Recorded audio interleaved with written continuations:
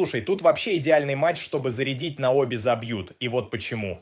Казахи, какими бы их ни считали букмекеры, реальные бойцы и красавцы, которые не ложатся под соперника, даже когда против них выходит топ-уровень Северную Македонию остановили, Лихтенштейн разнесли в хлам, и самое главное, при Байсуфинове команда наконец-то перестала бояться играть в атаку, домашняя поддержка в Астане всегда зверская, и один свой момент Казахстан тут точно найдет.